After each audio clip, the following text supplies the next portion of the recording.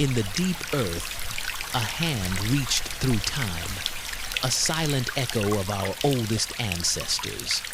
Their world was a world of ice, an entire continent locked in a brutal, frozen age. Giants roamed this land. To survive here meant facing down impossible beasts with stone and courage. These were not primitive brutes. They were us, anatomically modern humans, with minds like our own. Their lives were a constant struggle for warmth, for food, for survival against the endless cold. Death was a constant shadow. Apex predators, far larger than any today, ruled the frozen wastes. To eat, they had to hunt. They moved as one, with skill, strategy, and deep cooperation. Every hunt was a battle for life, a violent dance on the edge of extinction. Success brought not just sustenance, but a profound respect for the spirits of the great beasts. In a world of ice, they carved out a home, a small flicker of humanity against the dark. But something called to them from beyond the world of light, a whisper from the earth. They journeyed into the planet's memory, a descent into profound darkness, armed only with fire. Here, the rules of the upper world vanished. They were entering a different realm, vast and silent. Fire, the one piece of the sun they could carry with them into the eternal night. They followed the veins of the earth, pushing deeper into the unknown, guided by instinct. This was a sacred journey, a physical connection to the bones of the world itself. They were not the first to inhabit this space. Ancient bones told of even older powers. Was this a shrine to the mighty cave bear? A place of ritual, fear, and reverence. The journey was a test. Only the determined would reach the deepest, most sacred chambers. In the absolute silence, another world seemed possible. A world of visions, spirits, and magic. And then, light found life, frozen in charcoal, a vision of the world above. Here, lions hunt with ghostly precision. This was not primitive art. This was a masterpiece. The artist understood form, using the rock itself to give the animals a third dimension. With a few perfect lines, they captured the raw, violent energy of the Ice Age megafauna, the memory of the real world, brought to life in the heart of the underworld. In the flickering light, an artist connects to the spirit world, channeling visions onto stone. Their materials were simple, gathered from the earth. Their vision, however, was revolutionary. With ochre, charcoal, and stone, they were inventing the very concept of the image, the most personal sign of all. I was here. A signature left across 40,000 years. Was this a community of artists? A gathering of souls leaving their collective mark? They painted beings that never existed, hybrids of human and beast from a world of myth. They drew not just what they saw, but the very essence and spirit of the animal. Alongside the animals, they left a code, a symbolic language whose meaning is now lost to time. In the dancing torchlight, the animals would move. This was the world's first cinema. Today, we can only look on in wonder, trying to understand these messages from deep time. Was the cave a temple, a place for shamans to commune with the powerful animal spirits? For a young mind, this experience would be unforgettable, a vision of the sacred, hidden world. The magic was real. The animal spirits, for a fleeting moment, seemed to live and breathe. One theory: hunting magic. To capture the animal's image was to gain power over it. Art as a tool for survival, a way to ensure success in the brutal world outside. The footprints of a child walking beside a giant bear, a moment of vanished life. Perhaps the cave was a library, a school where elders passed on vital knowledge to the young. They were expert observers of nature, capturing details with astonishing scientific accuracy. In another cave, a story of death or transformation, a mysterious, violent narrative. Is this a hunter's death or a shaman's journey? The meaning of this scene is debated. Perhaps the artist was depicting a trance, a spirit leaving the body to travel elsewhere. Thousands of years later, in a greener world, another cave revealed even greater wonders.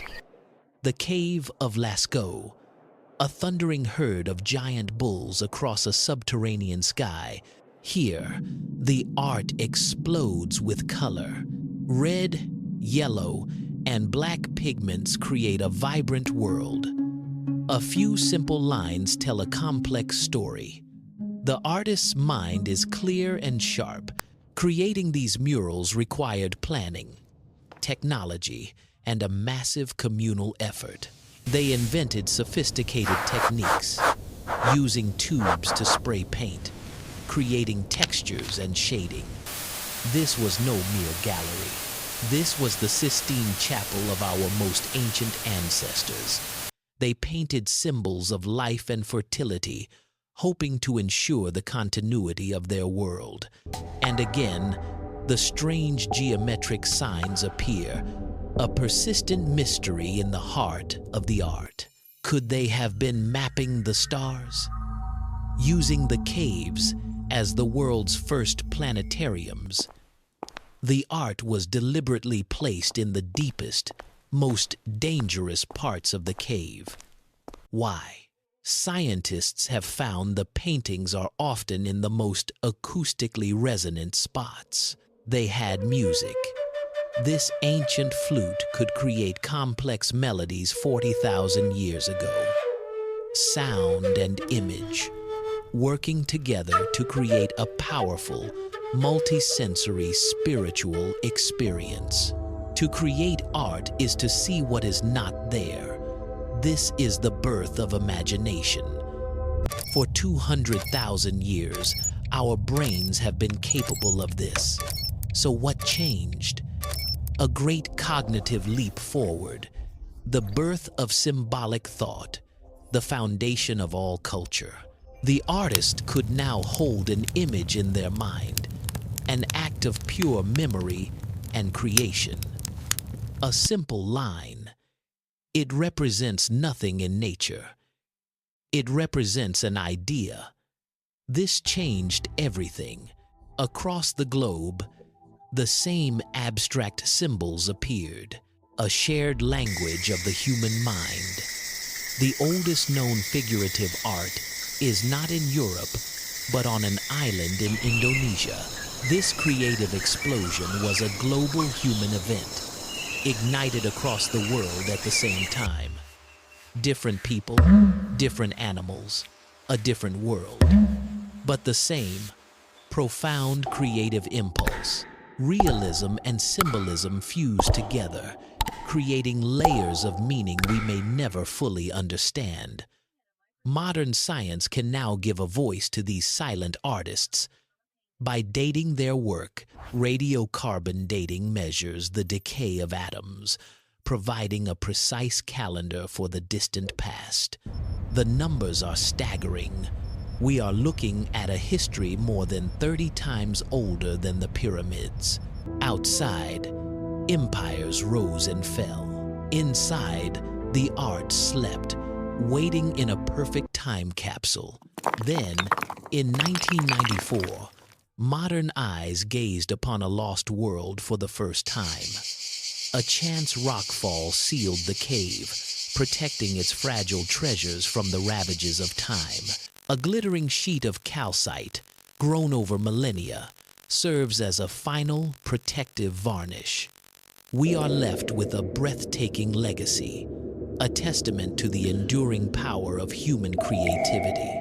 But what other masterpieces still wait in the darkness for discovery? The hand remains.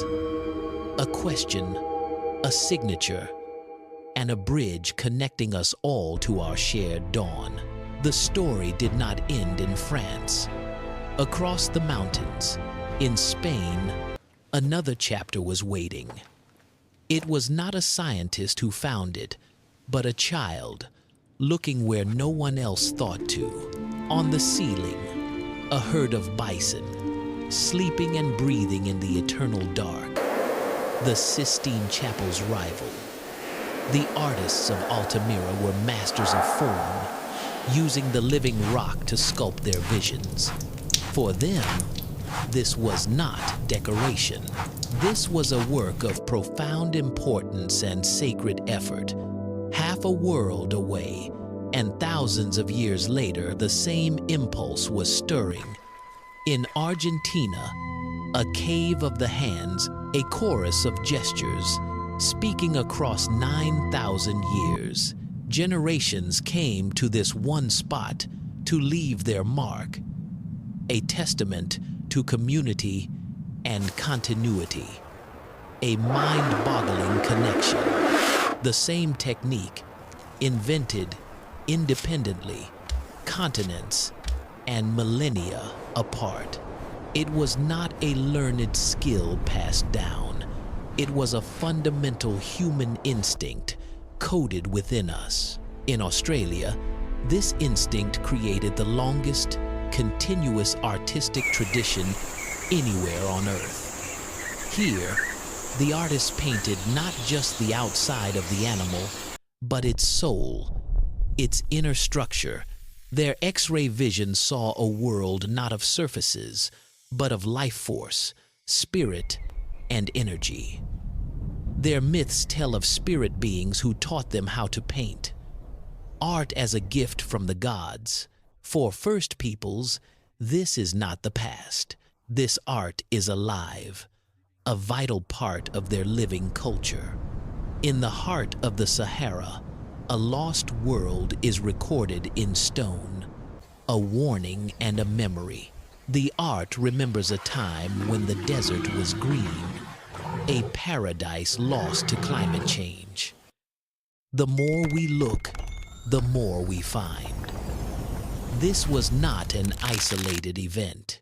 It was humanity's awakening. Different styles, different beliefs, but one universal truth.